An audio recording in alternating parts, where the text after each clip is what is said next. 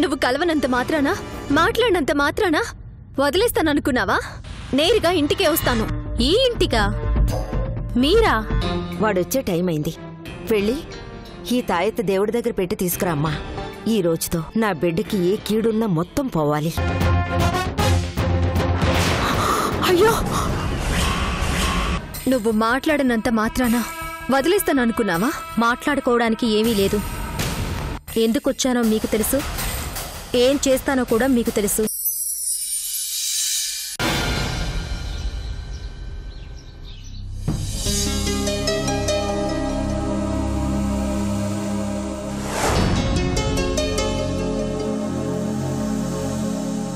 అమ్మా, నాకు కూడా కాఫీ తీసుకురా.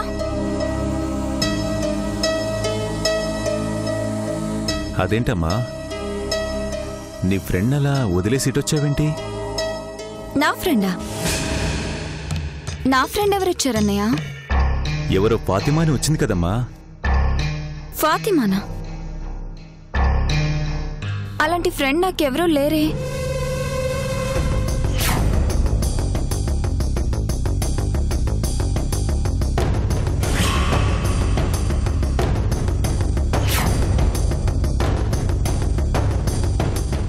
మాది పక్క ఊరండి.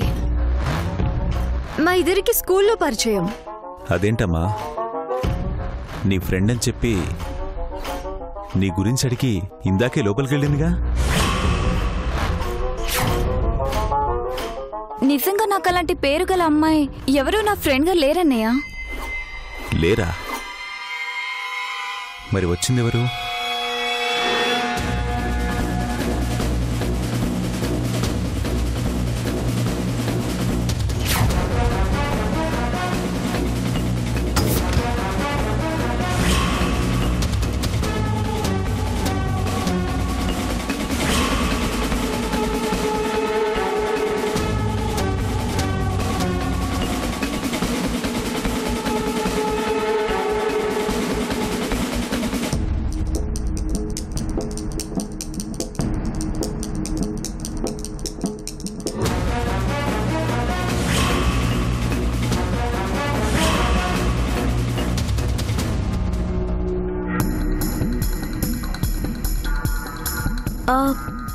ఏం వెతుకుతున్నారండి? ఈ గదిలోకి అర్చన ఫ్రెండ్ అంటూ బురఖా వేసుకుని ఎవరైనా వచ్చారా? లేదండి, ఇందాకటి నుంచి ఇక్కడే ఉన్నానే, ఎవరూ రాలేదు.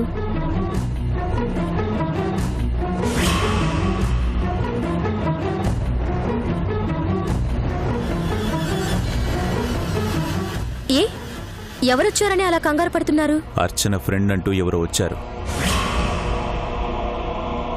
వాళ్ళు ఎవరో ఏంటో తెలియాలి. నా చేతిలో అయిపోయారు.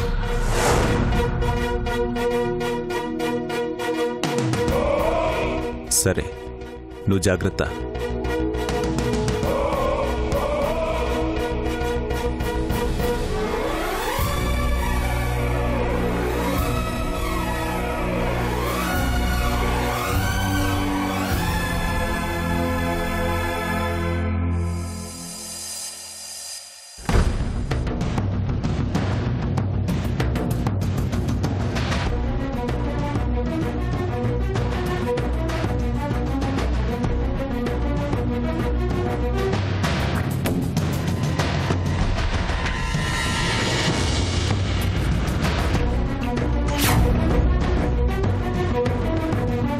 చూసావా, మీ అన్నయ్య నిన్నిక్కడ చూసుంటే ఇక్కడే నీ ప్రాణాలు తీసేవాడు. నా కోపం నీ మీద కాదు కాబట్టి, నువ్వంటే నాకు అభిమానం కాబట్టే తన నుంచి నిన్ను కాపాడాను. వెళ్ళు సుభద్ర. నువ్వు ఏం చెప్పినా ఎంత ప్రయత్నించినా అతన్ని మాత్రం కాపాడలేవు. ఈ పెళ్లి చేసుకుంటాను, ఈ ఊరిలో అతని పరువు నాశనం చేసి ఆ తర్వాత నా చేతులతో నేనే చంపేస్తాను. శిరీష, నా మాట విను. మా అన్నయ్యకి ఏ పాపం తెలీదు. ఆయన్ని చంపాలనుకోవడం దారుణం. మీ అన్న చావు నా చేతిలోనే అని ఫిక్స్ అయిపోయింది. ఇంకా నువ్వు ఎంత గింజుకున్నా ఆ చావుని ఆపలేవు.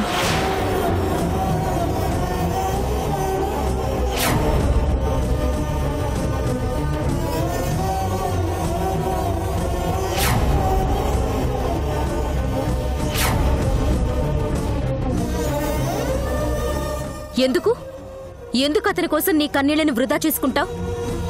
అతను పోయిన రోజుకి కావాలిగా, కాస్త పొదుపు చేసుకో. శిరీష,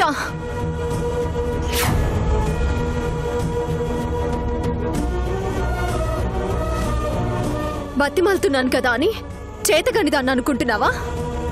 మంచిదానివి, నీ వాళ్ళు పోయారన్న బాధలో తప్పు చేస్తున్నావన్న జాలితో ఇంకా మంచిగానే మాట్లాడుతున్నాను. ఇందాక మా అన్నయ్య నుంచి నువ్వేదో కాపాడావని ఫీల్ అవుతున్నావు కదూ? కాపాడింది నువ్వు నన్ను కాదు, నేను నిన్ను కాపాడాను. నువ్వొచ్చింది ఎందుకో మా అన్నయ్యకి చెప్పాల్సిన అవసరం లేదు.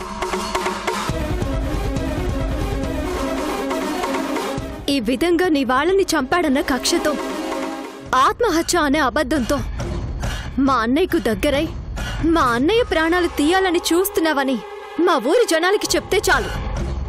ఏం జరుగుతుందో తెలిసేలోపే నువ్వుండవు.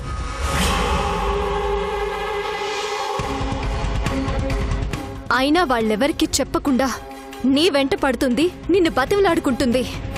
మంచిదానివి, ఏదో అపార్థం చేసుకుని ఇలాంటి నిర్ణయానికి వచ్చావన్న జాలితో. అయిపోయింది శిరీష, నా ఓర్పుకి కూడా ఓర్పు నశించిపోయింది. వెళ్ళిపో, వచ్చిన దారినే వెళ్ళిపో. లేదు అంటే నీ మంచితనాన్ని, నా మంచితనాన్ని రెండింటిని మర్చిపోవాల్సి వస్తుంది. వెళ్ళటం మాత్రం జరగదు.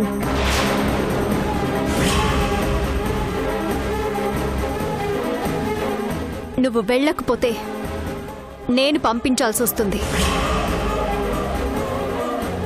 నేనే పంపించాల్సిన పరిస్థితే వస్తే ఆ రోజు నువ్వు పారిపోయే అవకాశమైనా దొరికింది.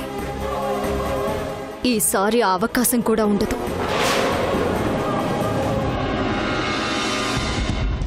నీకు 6 గంటల వరకు టైం ఇస్తున్నాను. వెళ్ళిపోయావా సరే, లేదంటే నా నిర్ణయం నేను తీసుకోవాల్సి వస్తుంది.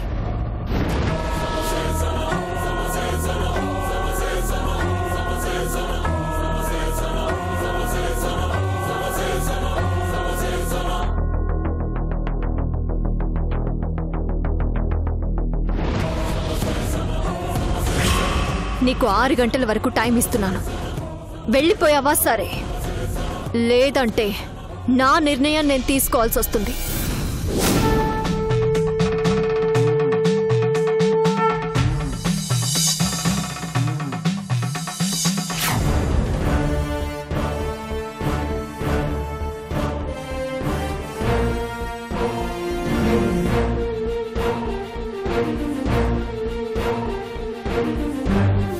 घोरेभ्यो दघोरेभ्यो घोरगोदरेभ्यः सर्वेभ्यो नमस्ते अस्तु रुद्रोपेभ्यः.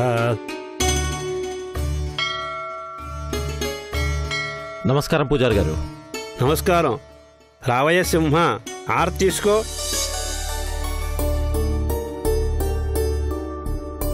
ఏడు సింహ, ఏదో పని మీద వచ్చినట్టున్నావు? అవునండి, అన్నయ్యకి శిరీషకి పెళ్ళి అనుకుంటున్నారు. విన్నాను, రాజేశ్వరరావు గారు చెప్పారు. అందుకే మీరొచ్చి ముహూర్తం పెట్టాలని అన్న చెప్పమన్నాడు. అయ్యో తప్పకుండా. ఇలా హరిగారి పెళ్లి చేసుకోబోతున్న విషయం చెప్పారు కానీ ఎప్పుడు ముహూర్తం పెట్టాలో చెప్పలేదు. అన్నిష్టం కదండి. ఇంతకు ముందే అన్న మీకోసం బయలుదేరుతుంటే నేను చెప్పొస్తానని వచ్చాను. దీనికి మీరు రావాలా? ఫోన్ చేస్తే నేనే వచ్చేవాడిగా. గుడి మూసాక హరిగారికి వస్తానని చెప్పండి. అలాగేనండి, వస్తానండి.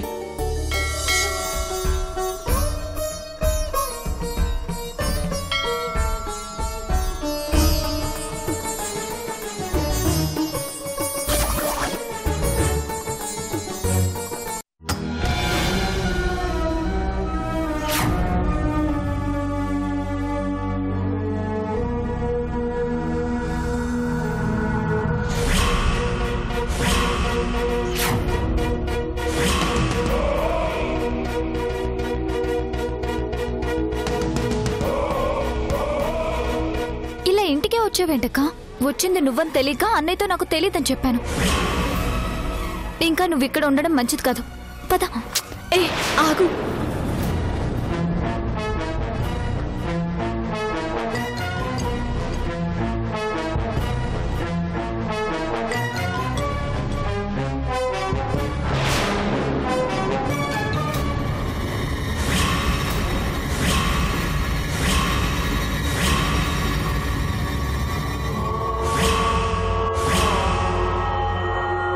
ఈ అమ్మాయి ఇంట్లోకి వచ్చింది. ఎవరు నువ్వు? నా ఫ్రెండ్ అన్నయ్య. అదేంటమ్మా నీ ఫ్రెండ్ కాదన్నావు? ఫాతిమా అనే ఫ్రెండ్ లేదన్నావుగా? అంటే దీన్ని మేమందరం సుల్తానా అని పిలుస్తాం. పూర్తి పేరు సుల్తానా ఫాతిమా బేగం. అందుకే కన్ఫ్యూజ్ అయ్యాను. మరి ఇంతసేపు ఎక్కడుందమ్మా?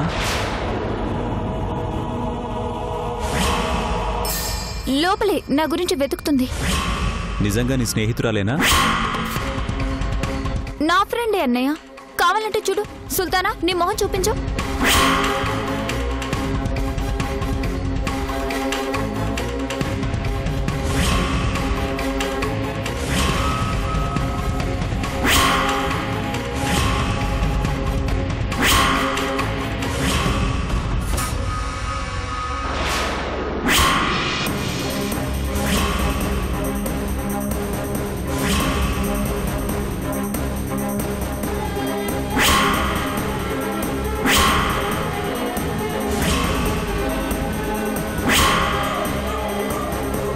వద్దులేమ్మా.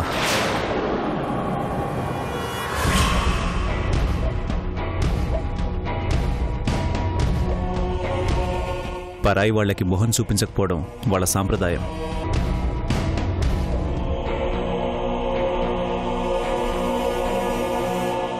సారీ అమ్మా, మాకు కొన్ని ప్రాబ్లమ్స్ ఉన్నాయి.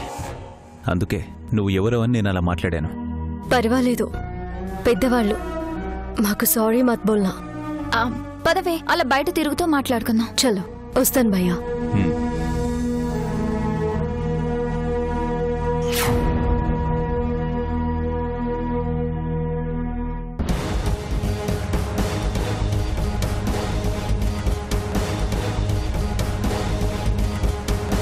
ఏంటక్క నువ్వు? కొద్దిలో ఎంత ప్రమాదం తప్పిందో చూసావుగా. అదే అన్నయ్య కంట్లో పడుంటే? అన్నయ్య వల్ల నాకొచ్చే ప్రమాదం గురించి ఆలోచించే స్థితిలో నేను లేను. నా బాధ, భయం అంతా అన్నయ్యకొచ్చే ప్రమాదం గురించే. అన్నయ్యకి ప్రమాదమా? ఇన్ని రోజుల తర్వాత అన్నయ్య పెళ్లి చేసుకోవాలనుకుంటుంటే అన్నయ్యకొచ్చే ప్రమాదం ఏముంటుందక్క? ఆ పెళ్ళే అన్నయ్యకి ప్రమాదం అని ఎలా చెప్పను? ఆ ప్రమాదం శిరీష్ రూపంలో ఇంట్లో ఉందని ఎలా చెప్పను? మాట్లాడవేంటక్క? అసలు ఏమైంది నీకు? ఎందుకు అదోలా ఉంటున్నావు? అసలు ఇలా మారు వేషంలో ఇంటికి రావాల్సిన అవసరం ఏముంది? మీరందరూ ఆ పెళ్లి జరగాలనుకుంటున్నారు, కానీ ఆ పెళ్లి జరగకూడదు.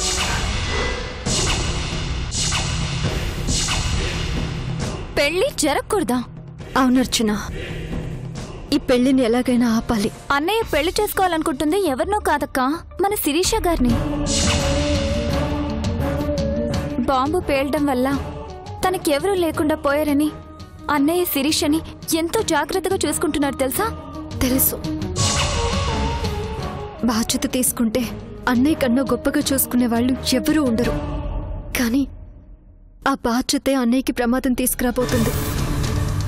అందుకే ఈ పెళ్లి జరగకూడదు అంటున్నాను. అన్నయ్యకి ప్రమాదం ఏంటక్క? పెళ్లి చేసుకోవడం వల్ల వచ్చే ప్రమాదం ఏముంటుంది? అది మీకు అర్థం కాదు.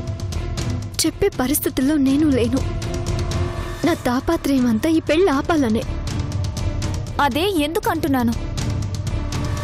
నేనేం చేసినా అన్నయ్య మంచి కోసమే చేస్తాననే నమ్మకం నీకుందా? ఉంది. ఆ నమ్మకాన్ని అలాగే ఉంచి చాలు. కారణాలు మాత్రం అడుగుతూ. నీ భయం ఏంటో చెప్తే నేను చేయగల సహాయం నేను చేస్తాను కదా. కారణాలు తెలుసుకొని బాధపడ్డం తప్ప మీరు చేయగలిగిందేమీ ఉండదు. ఆ విషయం గురించి ఎక్కువగా ఆలోచించకు. సమయం వచ్చినప్పుడు తప్పకుండా చెప్తాను. ఏంటక్కా, నిన్ను చూస్తుంటే ఏదో పెద్ద విషయం గురించే బాధపడుతున్నావు అనిపిస్తుంది.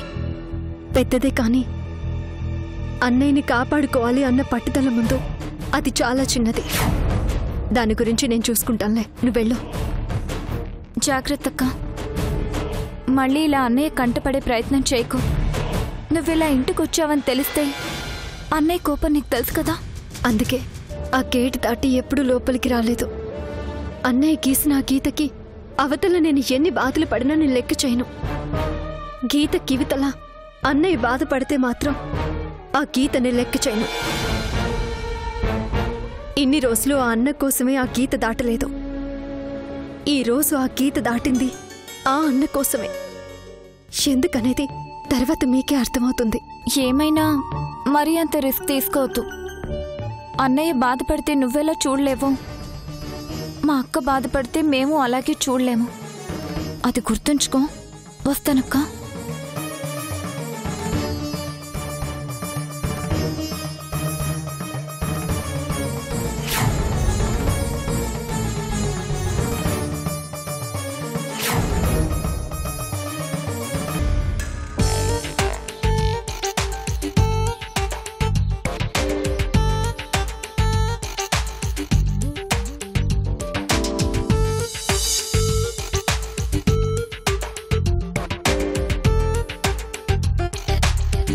Hi you beautiful boy. Bye మొహం పగిలిపోద్ది. ఫీచర్స్ తప్ప ఫీలింగ్స్ అన్ని బాయ్వే కదా. ప్రతిసారి నన్ను కదిలిస్తావెందుకురా? నా గుండె కదిలించేసి నీ పాటికి నువ్వు వెళ్ళిపోతే వదిలేస్తానా? నన్ను బాగా ఇరిటేట్ చేస్తున్నావు. నాది సేమ్ ఫీలింగ్.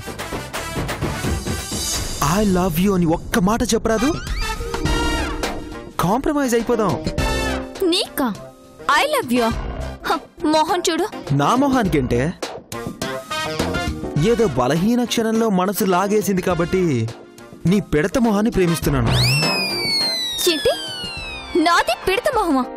దిబ్బరొట్టి మొహోడా. అలా ఓ అరగంట తిట్టయివే బాబు, ముద్దుగా ఉంటుంది. ఆడపిల్లతో తిట్టించుకోవడానికి సిగ్గులేదు? ఆడపిల్ల ఎవరున్నారు ఇక్కడ? సచ్చినోడా. అదే అలా తిట్టు. కాస్త డోస్ పెరిగినా పర్వాలేదు కానీ తగ్గకూడదు. నీకేమైనా పిచ్చా? నిన్ను చూశాకే మొదలైంది అది. మా అన్నయ్యకి తెలిసిందనుకో. ఎప్పటికైనా తెలియాల్సిందేగా. నీతో మాట్లాడమే వేస్ట్. హలో హలో హలో, అలా వెళ్ళిపోతావేంటి? లేకపోతే నీ ఎదురుగా కూర్చోవాలా?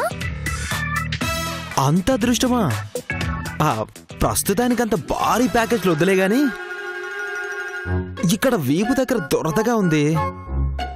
నీ అందమైన గోళ్లతో గీరవా?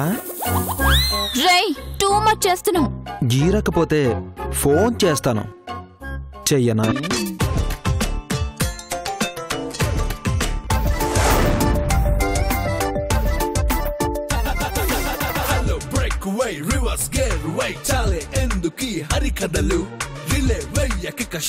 వద్దులే. ఇప్పుడు నీకేంటి? నీ వీపు గీరాలి అంతే కదా? అంతే. అయితే అటు తిరుగు.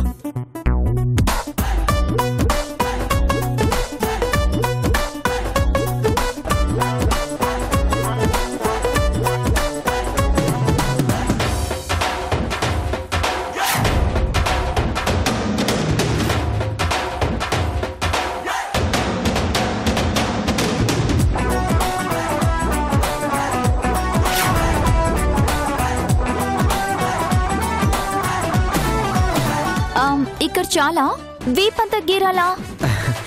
అది నీ అభిమానం. నా అభిమానమా? అయితే చూడు.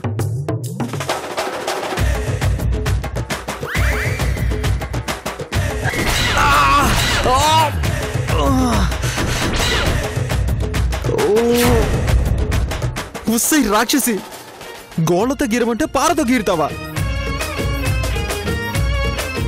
ఇంకా లైఫ్ లో వీపు దురద పెట్టదు. చాలుగా.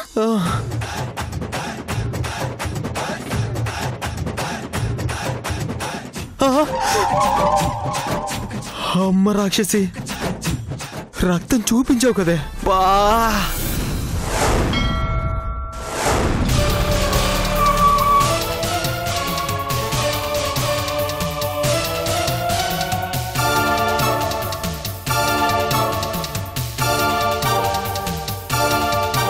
శతమానం భవతి ఆయుష్యేవేంద్రియే ప్రతిష్టతి. ఆరు తీసుకోండమ్మా. శతమానం భవతి ఆయుష్యేవేంద్రియే ప్రతిష్టతి. రామ్మ సుభద్ర, ఈ విషయం నీ దాకా వచ్చిందో లేదో, ఇంతకుముందే మీ అన్నయ్య గారికి పెళ్లి ముహూర్తం పెట్టాలని సింహం వచ్చి వెళ్ళాడు. మొత్తానికి మీ అన్నయ్య ఒక ఇంటివాడే కాబోతున్నాడన్నమాట. నేను ఆ పెళ్లి గురించే మాట్లాడడానికి వచ్చాను పూజారి గారు. నువ్వేం మాట్లాడాలనుకున్నావో నాకు తెలియదా అమ్మా? మీ అన్నయ్య పెళ్లికి మంచి ముహూర్తం చూడమంటావు. ఆ జంట 10 కాలాలు చల్లగా ఉండేలాగా బలమైన ముహూర్తం పెట్టమంటావు, అంతేగా? కాదు, ఈ పెళ్లి జరగకూడదు పూజారి గారు.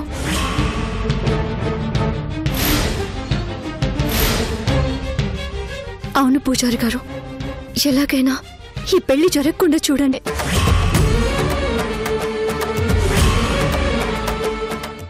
ఇద్దరు జాతకాల్లో దోషం ఉందమ్మా. ఈ వివాహం జరిపించడం మంచిది కాదు. దోష ప్రభావం వల్ల మీకు ప్రాణహాని కలుగుతుంది. ఇదిగో మీ పెళ్లికి ముహూర్తాలు పెట్టిద్దామని పంతులు గారిని తీసుకొచ్చాను. నిజమేనమ్మా, ఇరువురి జాతకాల్లో దోషం ఉంది.